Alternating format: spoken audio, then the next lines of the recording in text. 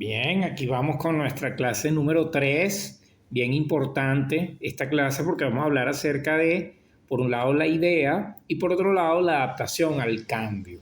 ¿Ok? Viene siendo como una especie de dos en uno.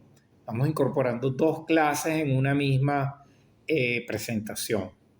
Por un lado, lo más importante, lo que siempre se habla, lo que la gente generalmente sabe lo que es una idea, pero vamos a hablar un poquito más en profundidad acerca de ella, ¿no? Y todo emprendimiento surge prácticamente a raíz de una idea.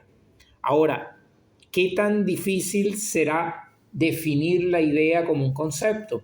Generalmente, una idea es como aquella palabra que no hace falta definirla porque ya todo el mundo sabe lo que significa. Pero de repente tú le dices a una persona, oye, ¿qué es una idea? Y no te la sabe explicar. Porque es como tan natural que se sobreentiende y que nadie explica. Bueno, este es el momento de hacerlo, ¿verdad? Y vamos a hablar acerca de que una idea viene siendo algo tan necesario para impulsar transformaciones en una sociedad, sobre todo cuando generamos gran valor. Uno de los elementos necesarios para que un emprendimiento sea exitoso viene siendo el carácter innovador de la idea. Mientras más innovador sea la idea, más probabilidad de éxito puede tener un emprendimiento. Y entonces aquí vamos a empezar a enlazar las clases que hemos visto anteriormente. Aquí vemos cómo la innovación tiene mucho que ver con la idea. Y así como lo vimos en la clase anterior, una innovación no tiene solo que ver con traer nuevas cosas al mercado. No se trata solamente de crear nuevas ideas brillantes, sino que muchas veces lo único que se necesita es traer algunas viejas ideas e implementarlas mejor que antes. Eso lo vimos en la clase anterior. Y lo más importante es que dicha idea, oigan bien, las ideas deben generar valor a nuestros clientes y eso es lo que va a permitir que nuestros clientes compren nuestro producto o nuestro servicio. Se puede entonces ver una gran relación que vamos a construir entre todos los elementos que hemos estado viendo clase a clase. Por un lado el emprendimiento, por otro lado la innovación y en este caso la idea. ¿Ok? Sigamos avanzando. Bueno, y existen 4 puntos de vista acerca de la idea. Existe el punto de vista lógico, el ontológico, el trascendental y el psicológico. Por un lado, el lógico lo que te dice es que la idea viene siendo equiparable a un concepto que tiene un significado. O sea, sencillamente la idea es un concepto. Y bueno, significa algo. ¿Qué significa? Bueno, para la persona que la creó tiene un significado, para la sociedad tiene otro significado, ¿ok? Para algo que para mí puede ser muy valioso, de repente para alguien no le interesa nada, ¿ok? Ahora, desde el punto de vista ontológico, las personas que no saben lo que significa la ontología, no tiene nada que ver con odontología, ¿no? Y es importante que investiguen ese concepto ontológico.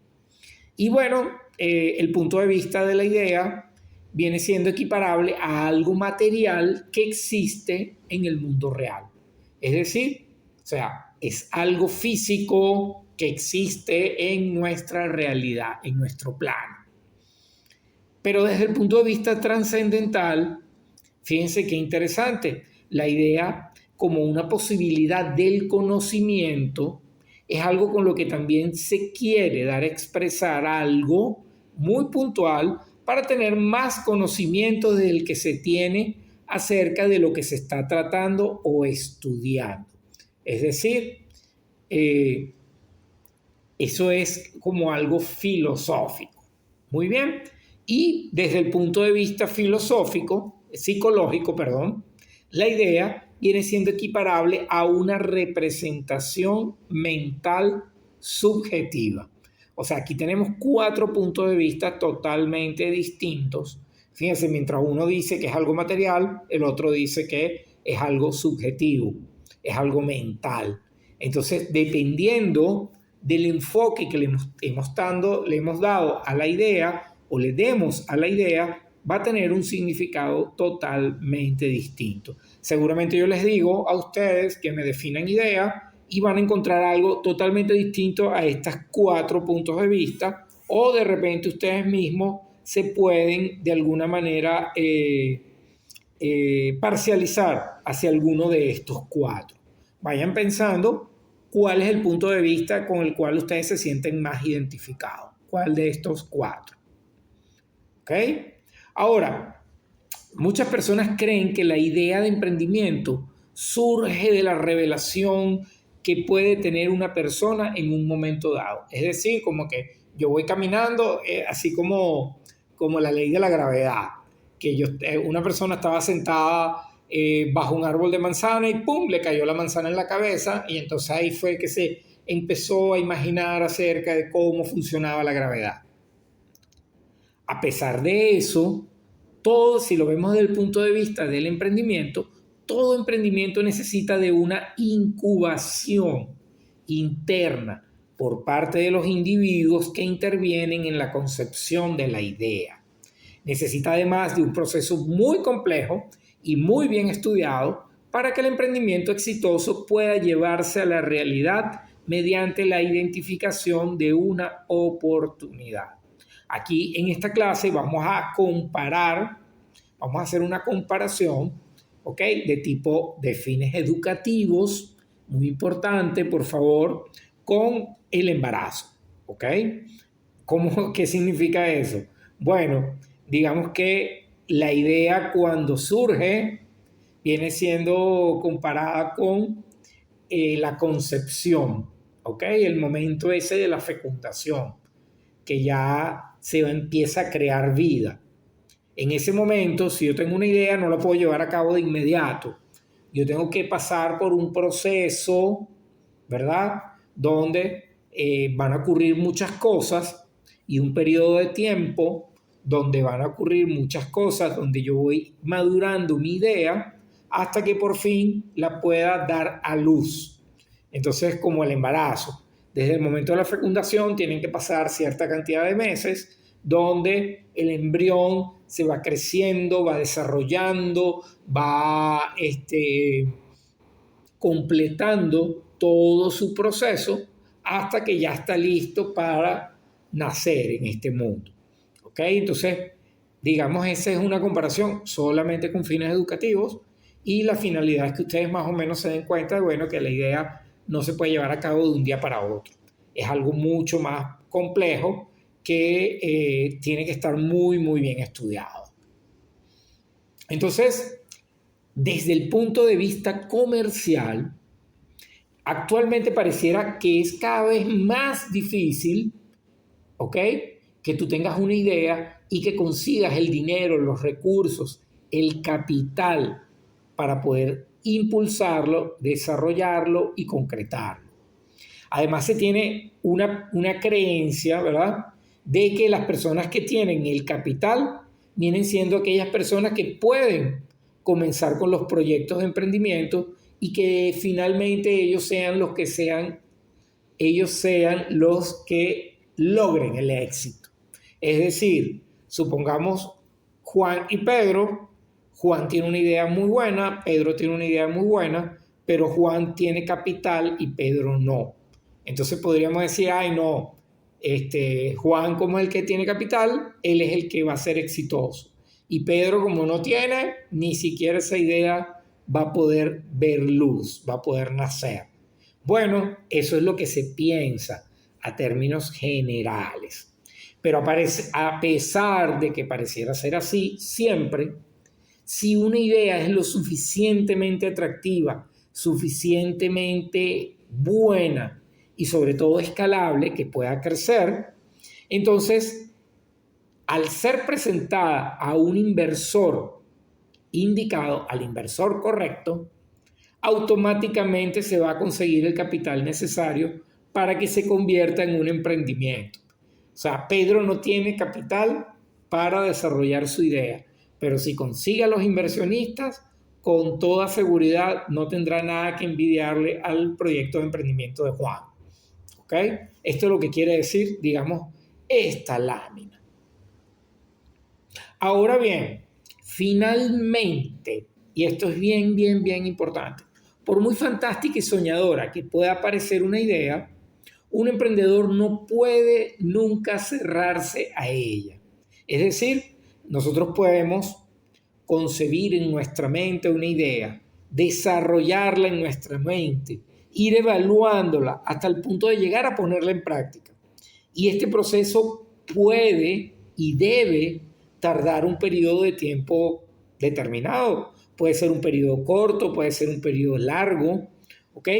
Pero fíjense esto, si nosotros desechamos algunas ideas por no cumplir con este proceso, seguramente estaríamos renunciando a la posibilidad de crear en un futuro un emprendimiento innovador a raíz de esta idea rechazada.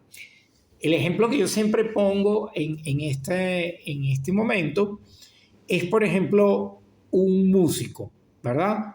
Un cantante. Un cantante escribe una canción, ¿ok? Ahora en el año 2023. Y de repente está componiendo un disco. Logra componer, no sé, unas 15 canciones, pero al final el disco sale con 10 canciones. Hay 5 que fueron desechadas, ¿ok? Pero ¿qué pasa? Esas 5 canciones que no entraron en el disco probablemente puedan llegar a entrar en otros discos en el futuro. Puede ser una idea que cambie, que vaya evolucionando e incluso pueda llegar a convertirse en un éxito. O sea, históricamente en la industria musical hay canciones que han sido un éxito en un año determinado y fueron canciones compuestas muchísimos años atrás, pero que en ese momento sencillamente, bueno, no daban con el ritmo, no daban con la música apropiada y fueron quedando, digamos, estancadas o engavetadas hasta el momento correcto en que fueron lanzadas. Entonces allí tenemos un ejemplo. Puede ser que yo tenga una idea muy, muy innovadora, muy interesante y en el momento en que a mí se me ocurra, sencillamente no exista la tecnología para poder llevarla a cabo.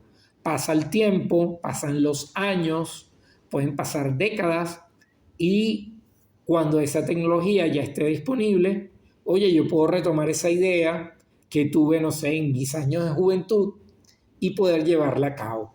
Entonces, por eso es que es tan importante nunca rechazar una idea. Si la idea no es viable, sencillamente, bueno, la ponemos en pausa, la ponemos en stand-by, la guardamos para el futuro. Jamás rechacen una idea por muy fantástica, muy futurista, muy alocada que parezca. Este es realmente un buen consejo y una gran recomendación que quiero darles justamente en esta lámina. Ahora bien, al momento de hablar acerca de la adaptación al cambio, es importante hablar acerca de cómo las cosas van cambiando. ¿Ok?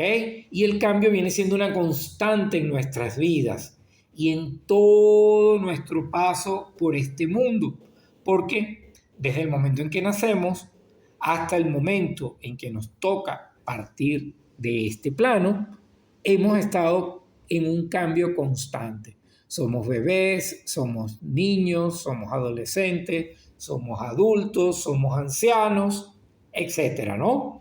Entonces,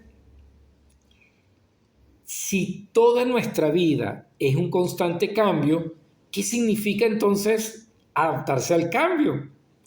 Sencillamente la adaptación al cambio es justamente lo que nos ha permitido como seres humanos conseguir y obtener la sobrevivencia. Por lo que al parecer, adaptarnos al cambio es algo prácticamente natural. Si un bebé no logra aprender a tomar leche materna, sencillamente, difícilmente podrá poder sobrevivir. ¿Ok? Y una vez que pasa esa etapa, que aprende a tomar leche materna, por ejemplo, supongamos que no toma leche materna, sino toma fórmula, igual tiene que aprender a chupar, a poder tragar, digamos, esa leche materna o cualquier leche de tipo artificial, que vendría siendo su primera alimentación, hasta el momento que empiezan a salir los dientes, que las cosas van cambiando, etcétera, etcétera. Entonces, es importante que nosotros, de manera natural, vayamos viviendo todas esas etapas que corresponden a los cambios. Ahora bien, fíjense en esta frase: lo único constante en nuestras vidas es el cambio. O sea, es constante y el cambio es algo puesto